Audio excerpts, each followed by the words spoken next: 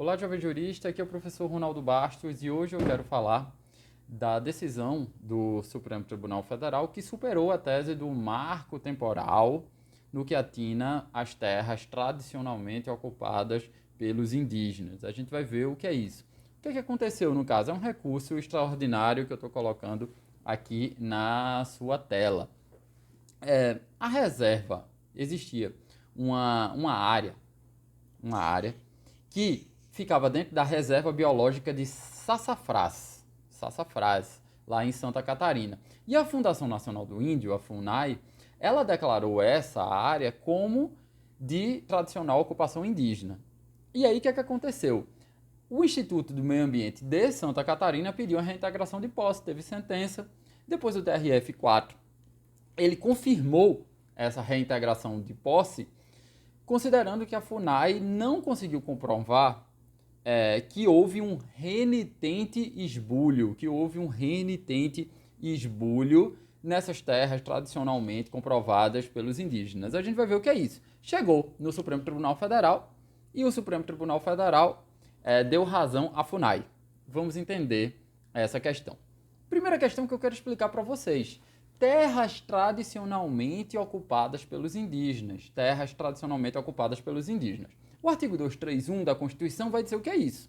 Bom, são aquelas terras em que eles habitam em caráter permanente, são as terras utilizadas para suas atividades produtivas, são as imprescindíveis à preservação dos recursos naturais necessários ao seu bem-estar e as necessárias à sua reprodução física e cultural, segundo seus usos, costumes e tradições. Isso é a substância material do conceito de terras tradicionalmente ocupadas pelos indígenas. Só que, como é esse conceito? Surgiu com a Constituição de 88, a doutrina se dividiu em duas teorias.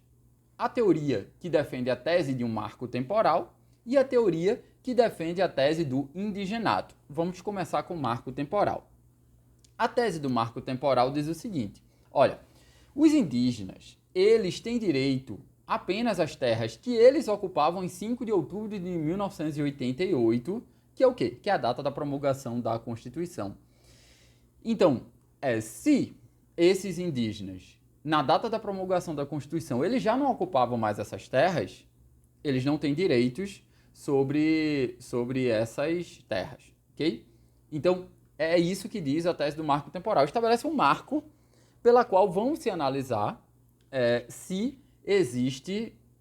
os indígenas estão ocupando aquela terra e essa terra é ocupada tradicionalmente por essa população.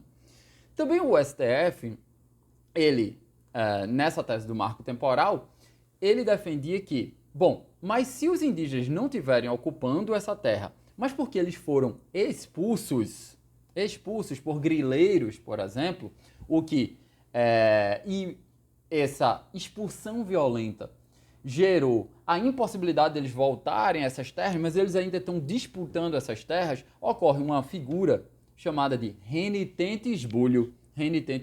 Então, nesse caso também, poderá ser considerado essas terras como ocupadas tradicionalmente pelos indígenas.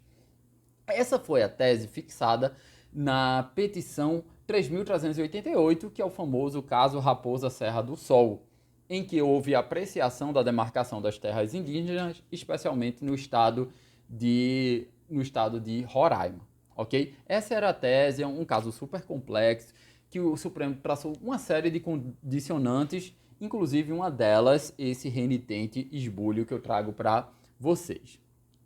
Beleza? E aí, o que ocorre? Essa tese,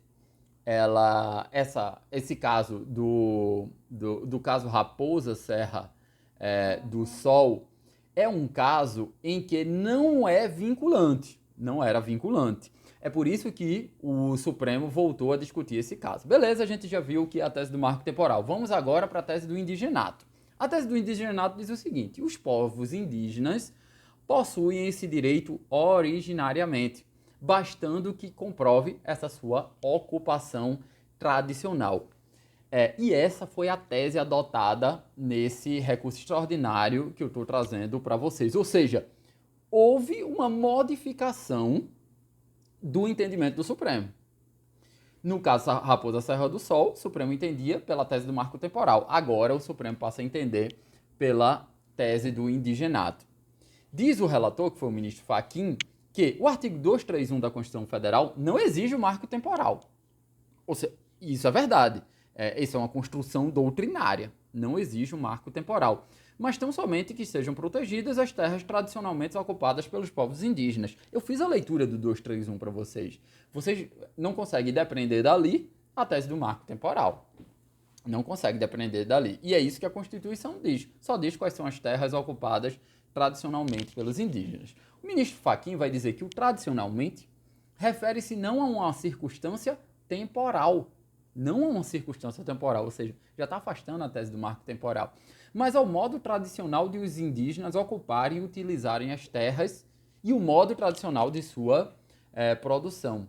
Então, esse modo tradicional dos indígenas ocuparem as terras tem a ver com proteção do meio ambiente. Os indígenas são integrados àquelas terras e eles vivem naquelas terras, diferentemente de alguém que explora as terras para fins comerciais. É mais ou menos isso que o ministro Fachin quer dizer.